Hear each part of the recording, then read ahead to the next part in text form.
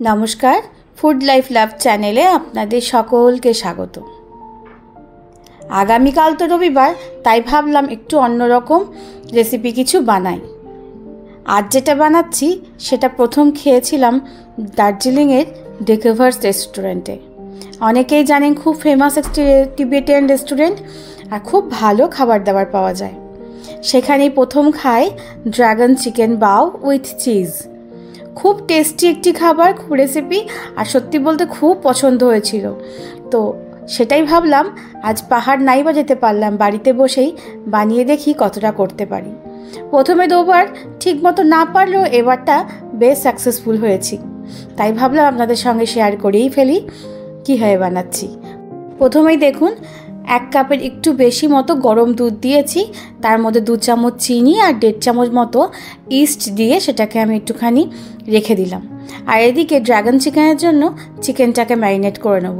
প্রথমেই দেখেছিলেন যে চিকেনটাকে একটু লম্বা লম্বা করে কেটে নিয়েছিলাম। সেই চিকেনটাকে একটু ভালো করে জল ঝরিয়ে নিয়ে তার মধ্যে দিয়ে দিলাম একটা গোটা ডিম, গোলমরিচ গুঁড়ো, পরিমাণ মতো লবণ, কাশ্মীরি গুঁড়ো লঙ্কা, শুধুমাত্র রঙটা যাতে ভালো হয় তার জন্য, আর তার সাথে ছোটো চামচে 3 চামচ মতো কর্নফ্লাওয়ার দিয়ে খুব ভালো করে মেখে এটা ম্যারিনেট করে নিচ্ছি। দেখছেন রঙটা কত সুন্দর এসছে। এবার এটাকে এর মধ্যে দিয়ে দেবো 2টো সস। দিয়ে দিলাম বড় চামচের একটু কম সয়া সস আর ভর্তি 1 চামচ টমেটো কেচাপ দিয়ে আর একবার মেখে ম্যারিনেট করে 1-1.5 ঘন্টা রেখে দিতে পারলে খুব ভালো হয়। চলুন 1-1.5 ঘন্টা পর ওটাকে ভাজবো, তার আগে ময়দাটাকে মেখে ফেলি। ওই দুধের মধ্যেই দিয়ে দিলাম 2 চামচ ভর্তি ময়দা, 1 কাপ মানে 2 কাপ ময়দা, তার সাথে পরিমাণ মতো লবণ। আর একটু ময়দা আমি পরে দেব, আগে দেখি কতটা ময়দাটা লাগবে। দেখছেন বেশ অনেকটাই পাতলা হয়েছে। আর একটু মানে 1/2 কাপ মতো ময়দা দিই, মানে মোট 2.5 কাপ ময়দা কিন্তু আমি এখানে ব্যবহার করেছি। এবারটা স্পুন দিয়ে খুব ভালো করে একটুখানি নাড়িয়ে চাড়িয়ে মেখে নেব। এটাকে এই বাটিতে সেট করব না, অন্য একটা বাটিতে নিয়ে এটাকে রেখে দেব। তার আগে একটুখানি অল্প তেল মাখিয়ে এটাকে ঢাকা দিয়ে রেখে দিলাম। এরকম নরম করে কিন্তু বাও করার জন্য কিন্তু ময়দা আপনাদের মেখে নিতে হবে। তাই হাত বাদ দিয়ে একটা স্প্যাচুলার বা স্পুন দিয়ে এরকম করে মেখে নেবেন, দিয়ে ফার্মেন্ট হতে রেখে দেবেন। কিছুক্ষণ পর এটাকে আমি অন্য বাটিতে একটু শিফট করে দিয়েছিলাম, যে একটা ক্লিন র্যাপার দিয়ে র্যাপ করে রেখে দিয়েছি। এদিকে ড্রাগন চিকেনগুলোকে আমি একে একে তেলে দিয়ে দিয়েছি। দেখলেন খুব সামান্য তেল দিয়েছি, খুব বেশি ডুবো তেলে কিন্তু ভাজার দরকার নেই। তাই অল্প একটু তেল দিয়েছি।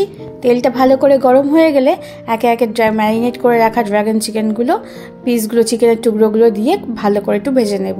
তবে খুব বেশিক্ষণ লাগবে না, ওই 1.5 মিনিট উল্টে পাল্টে রাখলেই কিন্তু ভালো করে ভাজা হয়ে যাবে। দেখছেন কালার চেঞ্জ হয়ে গেছে, মাংসের টুকরোগুলো ভালো করে ভাজা হয়ে গেছে, খুব ভালো সিদ্ধও হয়ে গেছে। এত পাতলা পাতলা লম্বা লম্বা করে কাটা যে বেশিক্ষণ সিদ্ধ হতেও টাইম লাগবে না।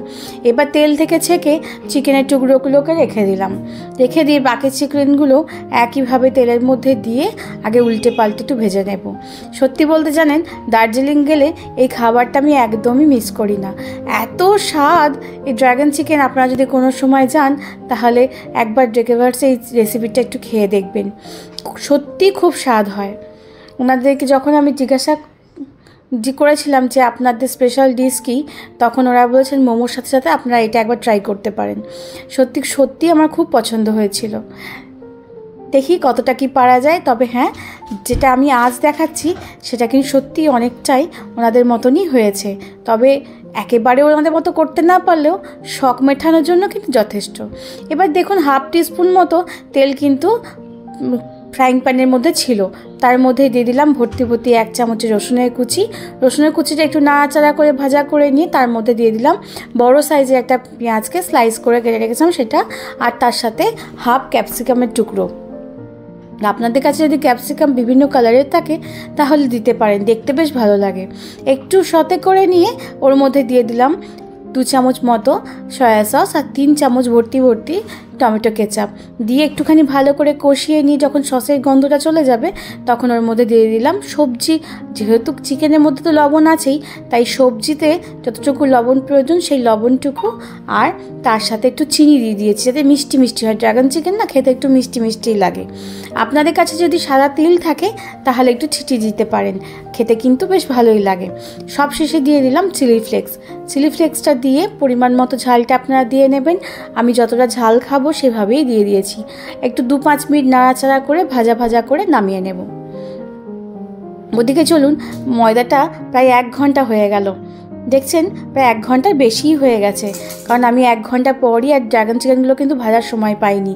প্রায় 1.5 ঘন্টা 2 ঘন্টা মতো সময় পেরিয়ে গেছে।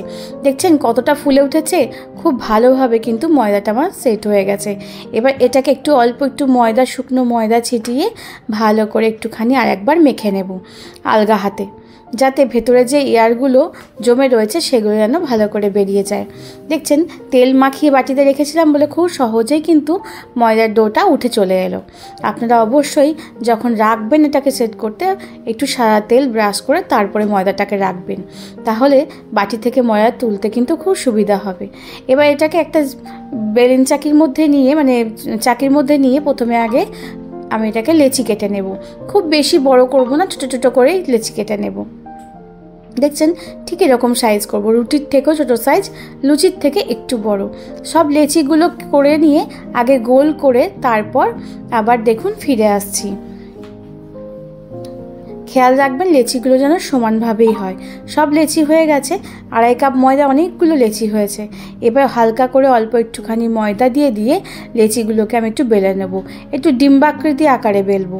খুব বেশি কিন্তু ময়দা দেবেন না, একটু অল্প অল্প হালকা হালকা করে দেবেন, যাতে বেলনাতে চিপকে না যায়, আবার খুব ভালো করে বেলাও যায়। দেখেছেন এরকম করে কিন্তু মুড়বেন না, লম্বা দিকটা উল্টে দেবেন, তাহলে কিন্তু বাউয়ের শেপটা খুব ভালো হবে। ব্যাস ওরকম করে বাকি আরও 3টে মতো আমি কিন্তু একেবারে বাউটা বেলে নেব। বেলার পর ওদিকে গ্যাসের চুলায় কিন্তু আমি একটা মোমো স্ট্যান্ড বসিয়ে দিয়েছি। আপনাদের কাছে মোমো স্ট্যান্ড যদি না থাকে তাহলে প্লেন এমনি একটা ডেস্কির মধ্যে জল চাপিয়ে তার উপরে যে ছাকনা বাটিগুলো হয় সেগুলো বসিয়েও কিন্তু আপনারা করে নিতে পারেন। আর বাউগুলো দেওয়ার আগে আমি একটু অয়েল ব্রাশও করে দিয়েছি। এবার জলটা যখন ফুটে আসবে, একটুখানি হিট হয়ে যাবে, তখন বাউগুলোকে ওপর থেকে দিয়ে, যেহেতু ছোটো ছোটো লেচি করেছি সেই মাপে আমি এখানে 10 মিনিট করে রেখেছিলাম, একদম লো আছে। তারপর আপনাদেরকে খুলে দেখাচ্ছি। দেখছেন স্টিম হতে শুরু করে দিয়েছে। এবার দেখছেন বাউগুলো কত ফুলো ফুলো, একদম পাউরুটির মতো হয়ে গেছে, আর এত তুলতুলে হয়েছে যে কি বলবো। খুব বেশি ঠিকও হয়নি, আবার বেশ সুন্দর মাপে হয়েছিল। এগুলোকে সব তুলে নিয়ে আবার ওর মধ্যে আমি আরও 3টে বেলে রেখেছি, সেগুলোকেও স্টিম হতে দিয়ে দেব। আবার 10 মিনিট পর এগুলোকেও নামিয়ে নেব। এটা স্টিম হতে থাক, ততক্ষণ চলুন কীভাবে বাউটার ফিল করছি ভেতরটা সেটা দেখায়। প্রথমে দিয়ে দেবো একটু মেয়োনিজ, মাঝখানটা এরকম ফাঁকা করে একটু ভর্তি ভর্তি করে মেয়োনিজ লাগিয়ে দিয়েছি। তার উপর দিয়ে দেবো ড্রাগন চিকেন, যতটা পরিমাণে হয়, বাড়িতে বানানো, তাই কঞ্জুসির কিন্তু কোনো জায়গায় নেই। ভর্তি ভর্তি করে আমি এখানে ড্রাগন চিকেন দিয়ে ওপর থেকে মন ভরে চিজ ছড়িয়ে দেবো। ব্যাস একদম তৈরি হয়ে গেছে।